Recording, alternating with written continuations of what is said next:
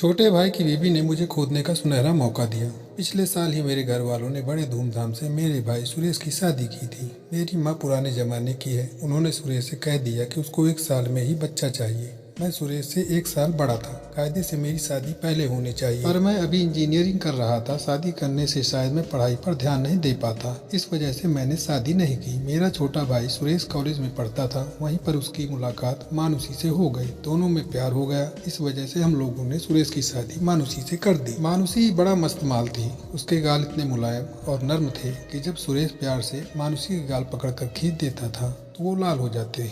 मैं अपने दिल में हमेशा ये बात सोचा करता था कि सुरेश कितना किस्मत वाला है। मानुषी जैसी माल उसे खोदने खाने को मिली। मैं जब इसके गाल इतने नरम और गुलाबी है तो चिड़िया कितनी मस्त होगी। मेरा छोटा भाई सुरेश हर रात को मानुषी की मारता था, क्योंकि मेरा माँ ने बोल ही दिया था कि उनको 1 साल में पोता चाहिए। पर दोस्तों, जैसा हम लोगों ने सोचा था, सुरेश ने मानुषी को सारी सारी रात खोदा, पर फिर भी वो लोड यानी प्रेग्नेंट नहीं हुई। जब दोनों डॉक्टर के पास गए तो उसने मानुषी और सुरेश के वीर की जांच की। मानुषी का वीर तो फर्टाइल था, पर सुरेश के वीर में शुक्राणु नील थे। ये बात जब सुरेश को पता चली तो वो बहुत डिप्रेस हो गया और टेंशन पालकर बैठ गया। उधर मानुषी भी इस बात के लिए बहुत टेंशन करने लगी। ऊपर से मेरी माँ मानुषी को बार बार धमकी दे रही थी कि अगर जल्दी से उनको पोता या पोती नहीं मिली तो वो उसे घर से बाहर निकाल देंगी। एक दिन मानुषी अपने कमरे में रो रही थी। मैंने उसकी आवाज़ सुनी तो अंदर गए। मेरी माँ वहाँ पर नहीं थी, क्योंकि वो बड़ी ग्वालिन औरत थी। छोटी छोटी बात का तिल का ताड़ बना देती थी। इस पर वो रोने लगी और कहने लगी कि मैं ये बात किसी को ना बताऊं। मानुषी ने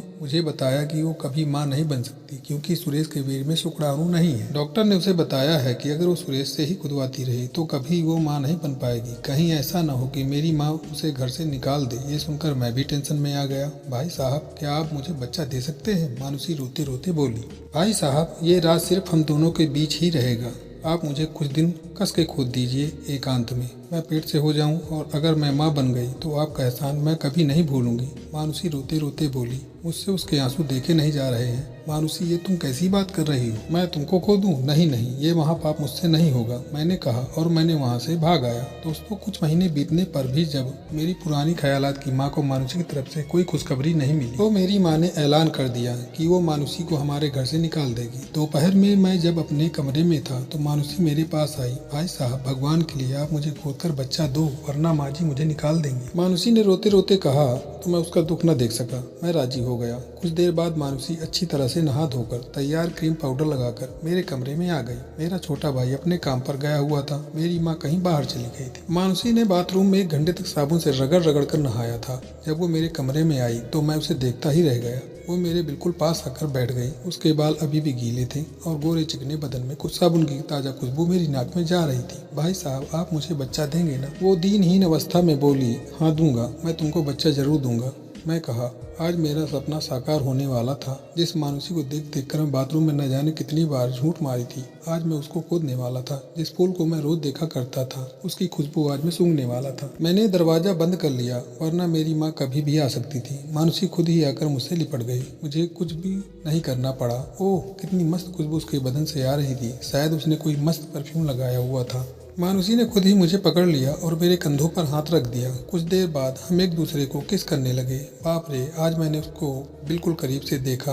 गोल चेहरा, बड़ी बड़ी बोलती आंखें, सुंदर पलकें और भरे हुए गालों पर छोटे छोटे सुडौल ऊँट का सौंदर्य देखते ही बनता था। शायद मुझे पटाने और रिझाने के लिए मानुषी ने आंखों में काजल लगा रखा था। इसमें वो बहुत ज्यादा कामुक और सेक्सी लग रही थी। माथे पर बड़ी सी लाल बिंदी और नाक में उसने रिंग वाली नथुनी पहन रखी थी जो मेरा कत्ल कर रही थी। वो 100% देसी माल लग रही थी। उसे देखते ही मेरे मुंह में पानी भर आया। क्या मस्त माल खोदने को मिली है आज। वो तो कहो कि सुरेश नामर्द निकला। राकेश, वरना तुझे ये चिड़िया कभी खोदने को नहीं मिलती। मैंने सोचा। मैंने मानुषी को बिस्तर पे लिटा दिया और उसके होंठ पीने लगा। वो बहुत गहरी नीली लिपस्टिक लगाकर आई थी। क्या पटाखा माल लग रही थी। मैंने भी सोचा कि आज बेटा मौका हाथ लगा है, आज इसको कायदे से खोद लूंगा। मैंने मानुषी की साड़ी का पल्लू हटा दिया तो उसके 36 के बड़े बड़े दूध के दर्शन हो गए। मेरी तो नीयत ही खराब हो गई थी।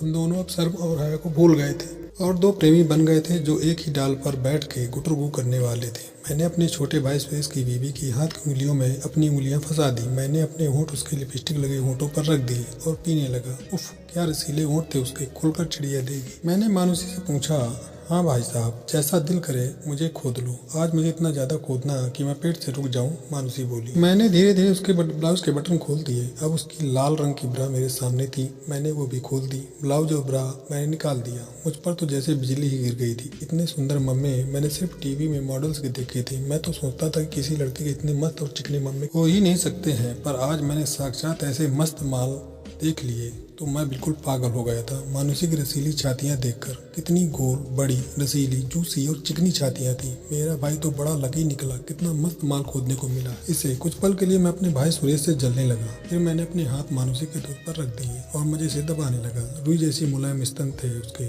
बस समझ लीजिए कि मक्खन की दो बड़ी बड़ी टिकिया थी।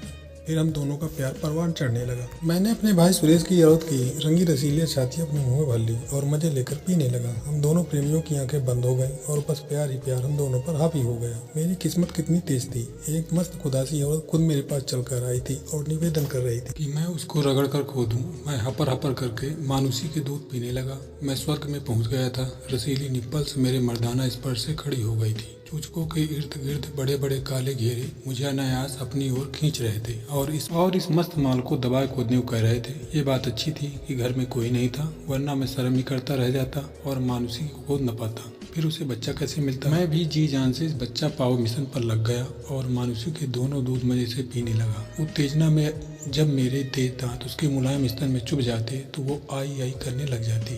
इसी बीच मैंने अपने संपूर्ण कपड़े निकाल दिए और पूर्ण अवस्था में आ गया। ए मानुषी, तेरे मम्मी खोद दूं तो तुझे कोई शिकायत तो नहीं?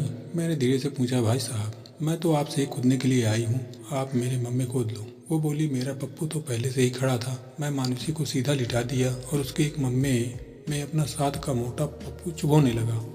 बड़ा सुख मिला मुझे। बड़ी देर तक मैं मानुषी के दूध में पप्पू गड़ाता रहा और उसे तड़पाता रहा। फिर मैंने उसके गहरे क्लीवेज में अपना पप्पू किसी हॉट डॉग की तरह रख दिया और दोनों हाथों से मम्मों के बीच की ओर दबा दिया। मानुषी तड़प गई। मैं उसके स्तन खोदने लगा।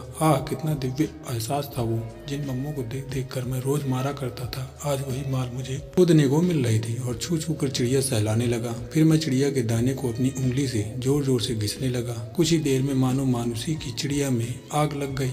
मैं उसकी चिड़िया की घाटी में मानुषी से सिकने लगी और आई माँ आ कहने लगी। उफ, क्या मस्त चिड़िया थी मेरे भाई की बीवी की। फिर मैंने अपना मोटा पप्पू उसके घोंसला पर रख दिया और हाथ से अंदर डाल दिया।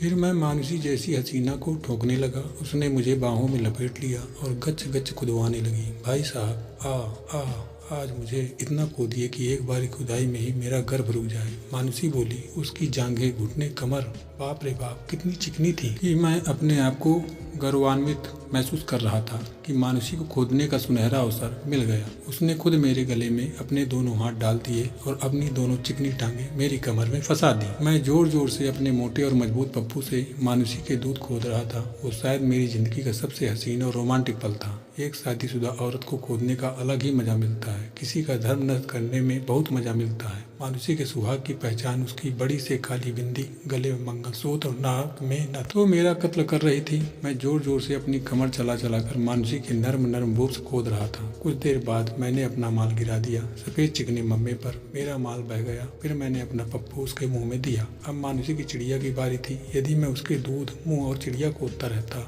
और उसकी मस्त मस्त चिड़िया नहीं मारता तो वो बेचारी कभी प्रेग्नेंट नहीं होती। इसलिए दोस्तों, ये अति आवश्यक था कि मैं उसकी मस्त गुलाबी चिड़िया को मार कर रख दूं। और मानुषी, तू मेरी औरत है? मैंने चुहल की। हाँ भाई साहब, मैं आज के लिए आपकी औरत हूँ। आज मुझे मन भर के खोद लीजिए। मानुषी बोली।